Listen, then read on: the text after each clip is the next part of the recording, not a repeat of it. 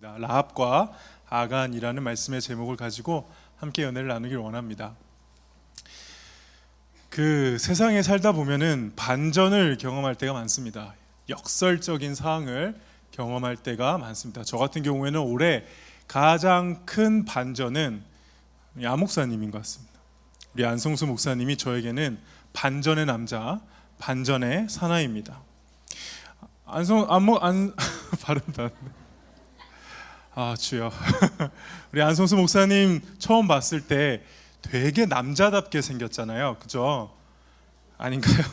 이게 연약하게 생기지는 않았잖아요. 그래서 저는 처음에 봤을 때 이미지가 되게 남자답고 강하고, 그래서 중등부 하면서 좀 거친 친구들 있으면 다 목사님한테 보내야겠다 그렇게 생각했는데 1년간 같이 이렇게 지내보니까 되게 여려요. 저분이 되게 여리고, 이 말 하지 말랬는데 상처를 잘 받아요.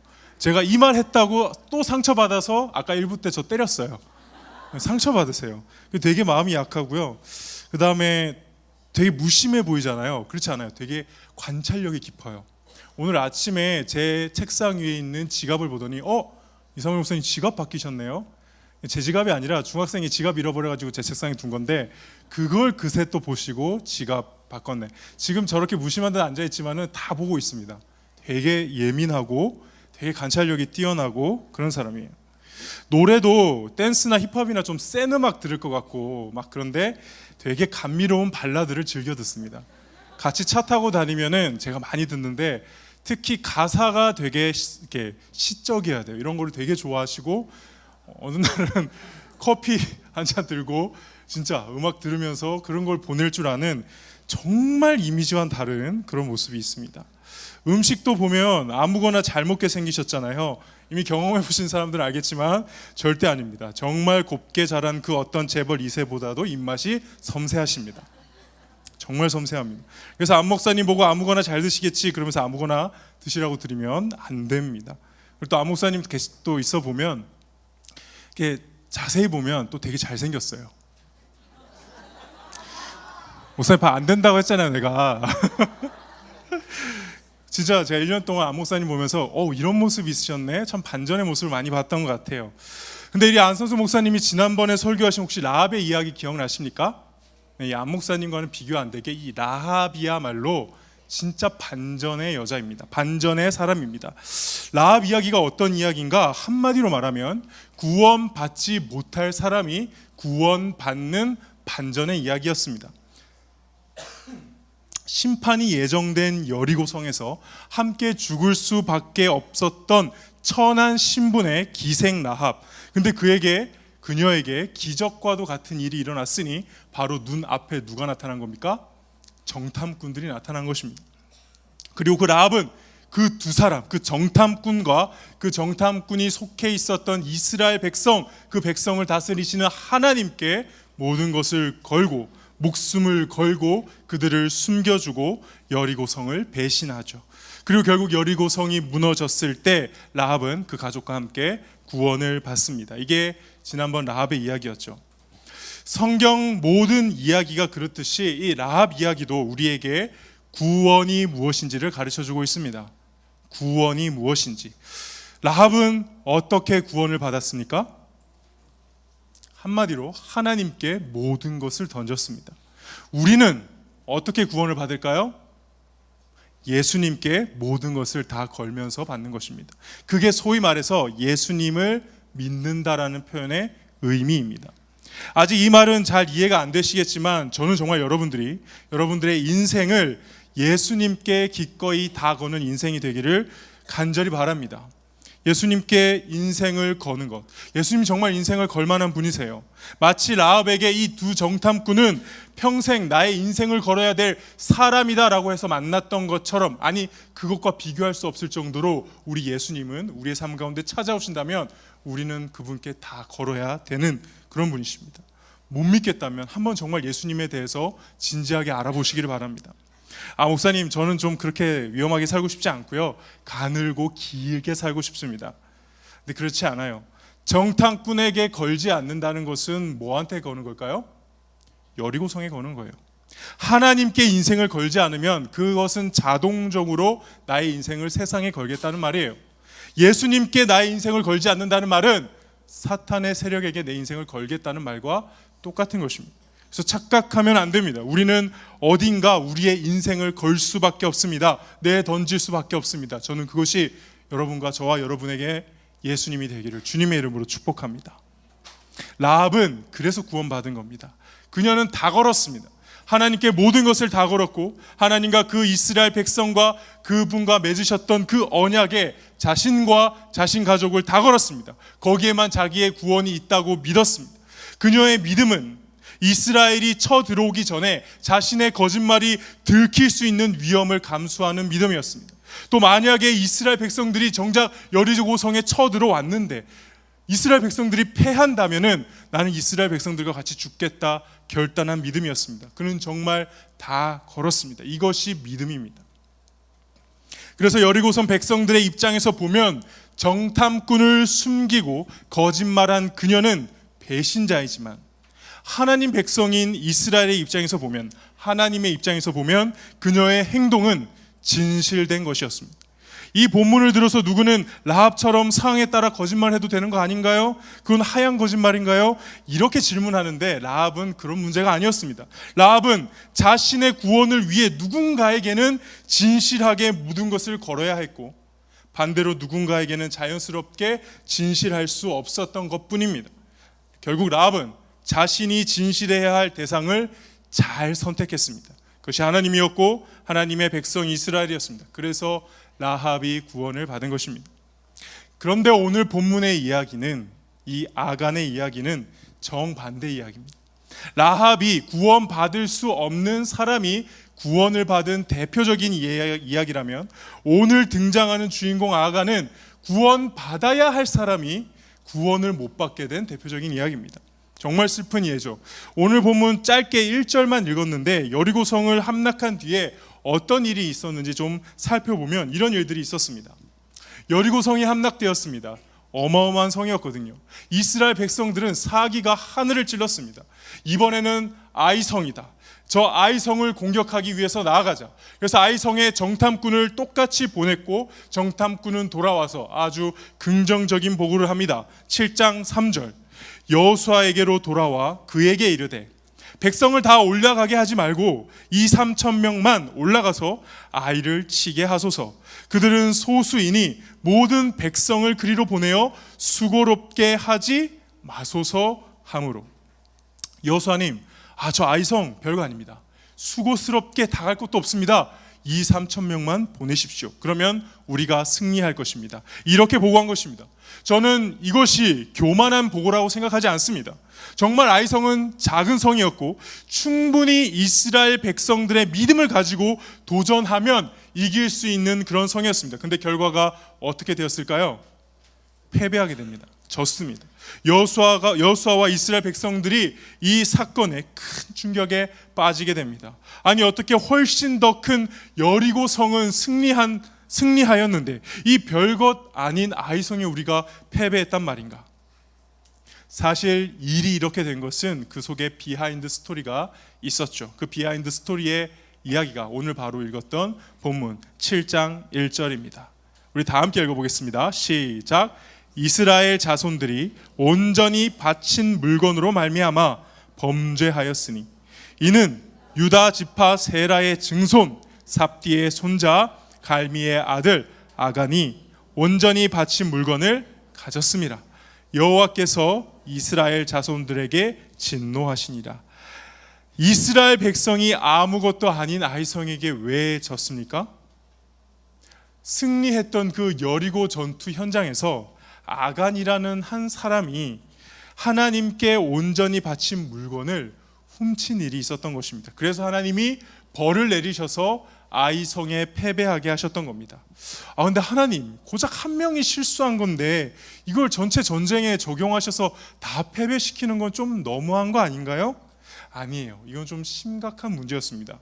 여기에 온전히 바친 물건이라고 되어 있는 거 보십니까? 온전히 바친 물건 두 번이나 나오고 본문을 계속 읽어보시면 이 표현이 계속 등장합니다. 이게 뭐냐면 히브리어로 헤렘이라는 것인데 이 헤렘은 이스라엘 백성과 하나님 사이의 그 언약 관계에 있어서 매우 심각하고 중요한 하나의 원리였습니다. 법칙이었습니다. 보통 헤렘은 두 가지 의미로 쓰입니다. 하나는 하나님의 명령에 의해서 바쳐지는 것. 이런 경우에 보통 하나님이 진멸을 명령하시고 모든 것을 싹 쓸어버리게 하신 다음에 그것을 하나님의 것으로 바치는 것입니다. 또 다른 하나는 자발적으로 하나님의 명령과 상관없이 하나님께 바치기 위해서 결단하고 드리는 것이죠. 이 두 가지 다 공통된 것은 한번 헤렘으로 드려지면, 하나님께 바쳐져서 하나님 것이다 되면 절대 건들면 안 되는 겁니다. 절대 건들면 안 되는 거. 대표적인 예가 바로 앞에 등장한 여리고성 전투였습니다. 여리고성은 그냥 이스라엘 백성이 싸워서 승리한 성, 하나님이 기적을 베풀어서 무너뜨린 성, 이 개념이 아니고요. 여리고성은 하나님께 바쳐진 성이었습니다. 하나님께 헤렘되어진 성이었다는 것입니다. 그래서 지금 이스라엘 백성들이 가나안 땅을 정복해 들어가는 것은 땅 따먹기를 하고 있는 것이 아니라, 영토를 넓히기 위해서 가고 있는 것이 아니라, 하나님께서 이 가나안 땅에 내리신 심판, 하나님께서 이 가나안 땅에 헤렘으로서 받으시기 위한 그 아주 중요한 전쟁의 과정 가운데 이스라엘 백성들이 쓰임을 받고 있는 것입니다. 다시요, 지금 이스라엘 백성들은 정복 전쟁을 하고 있는 것이 아니라 하나님께서 가나안 땅을 심판하시는 과정 가운데, 하나님이 가나안 땅의 죄를 오랫동안 참아오셨거든요. 참으시다가 드디어 이제 때가 되어서 심판하실 때 이스라엘 백성들이 쓰임을 받고 있었던 것이거든요. 그래서 그 심판이, 진멸이 이루어짐과 동시에 가나안 땅이 다시 하나님께 바쳐지는 그런 시간, 헤렘되는 시간이었습니다. 근데 그것을 아간이 망쳐버린 것입니다. 아간이 온전히 바친 물건을 가졌습니다. 하나님의 그 헤렘을 망쳐버린 것이죠. 아간이 몰라서 그랬을까요? 실수였을까요? 아닙니다. 여호수아가 6장 18절에 보면은 이 성과 그 가운데 있는 모든 것은 하나님께 어떻게? 온전히 바치되, 그 뒤에 가면은 오직 너희는 그 바친 물건에 손대지 말라. 분명히 여호수아가 신신당부했습니다. 이거 지금 이 여리고성은 그냥 우리가 싸워서 이겨서 노력하는 곳이 아니야. 이건 하나님께 바쳐진 곳이야. 절대 건들면 안 돼. 이 말씀을 백성들에게 주었음에도 불구하고 아간이 그 언약을, 그 말씀을 무시한 것이죠.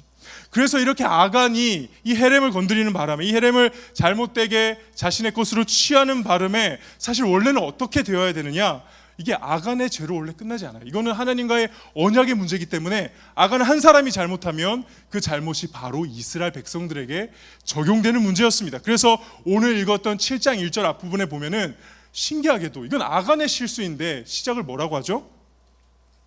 7장 1절에 이스라엘 자손들이 잘못했다고 하고 있어요. 아간이 실수했지만은 하나님은 이거를 뭐로 받아들인 겁니까? 이스라엘 자손들이 범죄한 것으로 받아들인 것입니다. 사실 이것도 여호수아가 미리 얘기했어요. 여호수아서 6장 18절 세 번역본을 보면은 너희는 진멸시켜서 바치는 희생제물, 이게 헤렘이라고 그랬죠. 여기에 손댔다가 스스로 파멸당하는 일이 없도록 주의하라. 너희가 전멸시켜서 바치는 그 제물을 가지면 누가 너희 때문에 멸망할 거라고요? 이스라엘 지는 너희 때문에 전멸할 것이다. 하나님은 한 사람이 헤렘을 범할 때 그걸 한 사람이 범한 것으로 보지 않고 이스라엘 백성이 범하는 것으로 보았던 것입니다. 그래서 하나님도 여호수아에게 이렇게 말씀하십니다. 7장 12절 이스라엘이 범죄하여 내가 그들에게 명령한 나의 언약을 어겼으며 또한 그들이 온전히 바친 물건을 가져다가 도둑질하며 속이고 그것을 그들의 물건 가운데 두었느니라. 이제 어떤 상황인지 감이 잡히시나요? 그냥 정복 전쟁하는 가운데 한 사람이 실수로 전리품을 몰래 가로챈 그런 이야기가 아닙니다.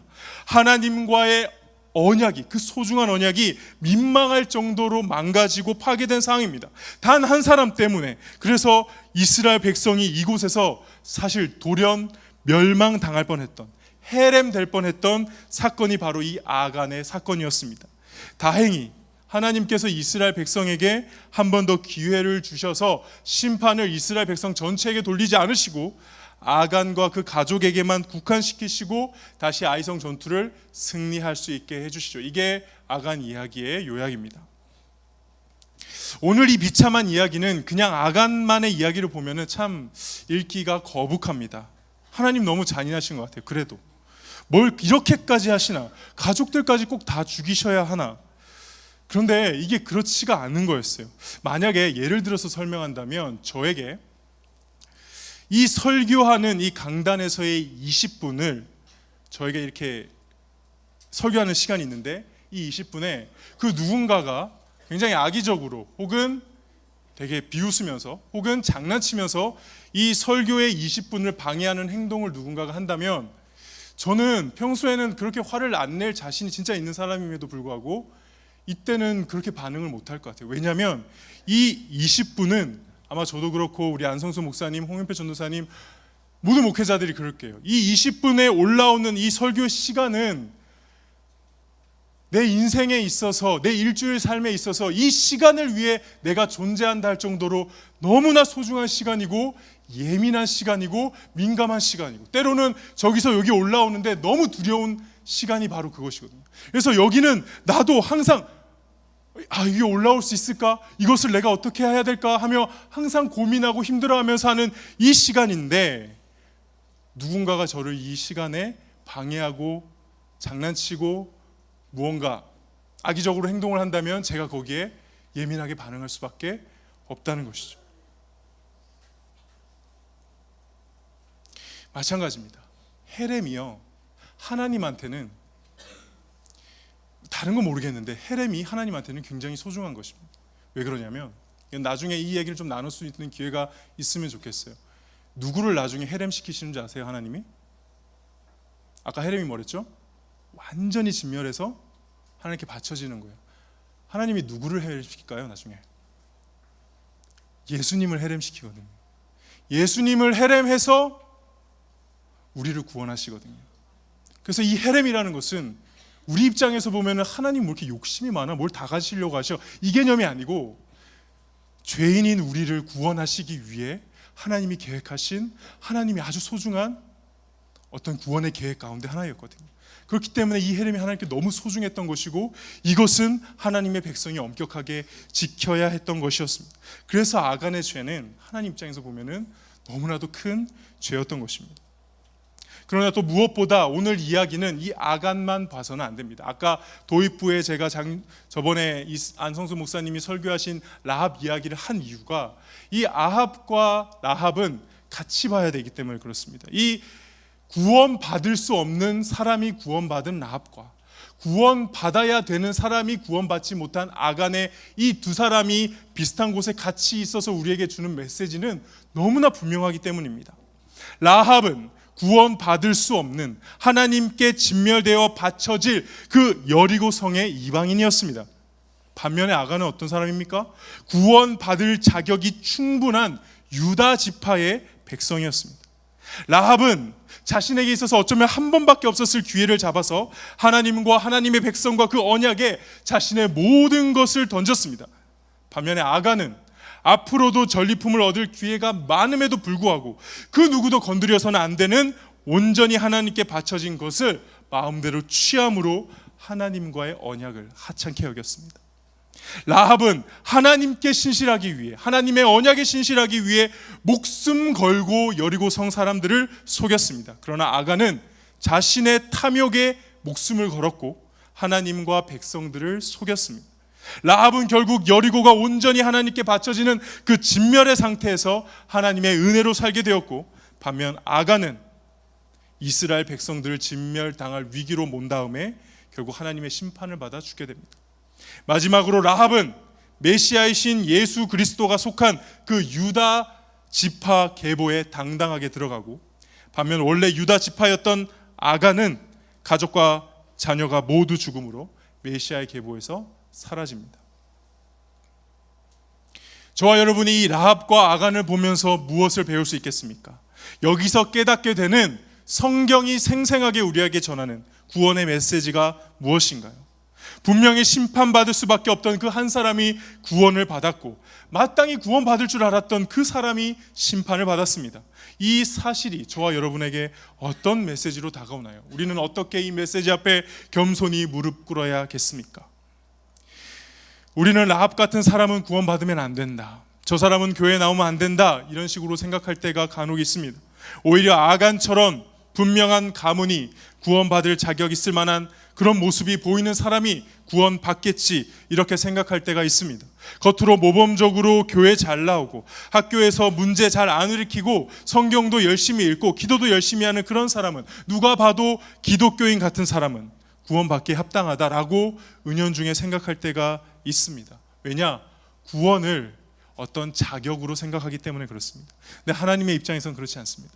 하나님의 입장에서는 구원은 자격을 갖춘 사람이 받는 것이 아니라 자격이 없음을 인정하고 하나님 앞에 긍휼을 구하며 엎드리는 겸손한 사람이 받는 것이기 때문에 그렇습니다. 아간 같은 사람이 구원받는 것이 아니라 라합이 구원을 받기 때문에 그렇습니다.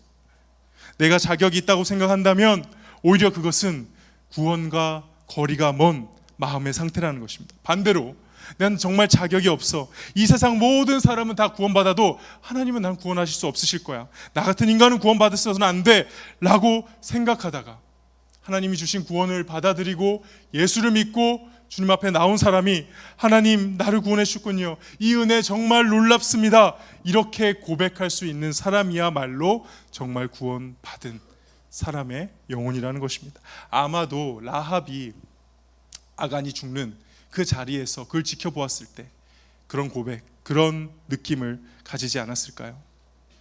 그래서 이 라합과 아간의 이야기는 우리에게 언제나 용기를 줌과 동시에 겸손하게 합니다. 나는 구원받을 자격이 없는 사람이야, 하나님이 나 같은 사람을 어떻게 사랑하시고 구원한단 말이야, 나는 밑바닥 인생이야. 아닙니다. 하나님께서는 라합도 구원하셨습니다. 그러니 절대 그런 말 하지 마십시오. 여러분이 어떤 밑바닥을 치는 인생을 산다 할지라도 하나님께서는 여러분을, 저와 여러분을 구원하실 수 있습니다. 겸손히 하나님 앞에 나가야 될 줄 믿습니다. 또 반대로 내 입으로 말은 안 했지만 은근히 나는 교회도 오래 다녔고 엄마 아빠도 예수를 믿고 섬기미도 하고 있고 그래도 나 정도면 어떻게 하다 보면 구원받지 않을까? 이렇게 외적인 조건을 보고 착각하고 있는 사람이 있다면 오늘 이 유다 지파의 아간을 주목하십시오. 성경은 하나님 앞에 겸손히 무릎 꿇는 사람, 하나님을 참되게 믿고 신뢰하고 그분께 모든 것을 던졌던 사람이 구원받았다고 기록하지, 외적인 조건으로 자격으로 하나님 앞에 당당히 구원받을 수 있는 인간은 아무도 없다고 우리에게 말씀하십니다. 교만한 마음이 들 때 이 아간을 기억하고 하나님 앞에서 다시 한번 겸손할 수 있는 저와 여러분이 되기를 주님의 이름으로 축복합니다.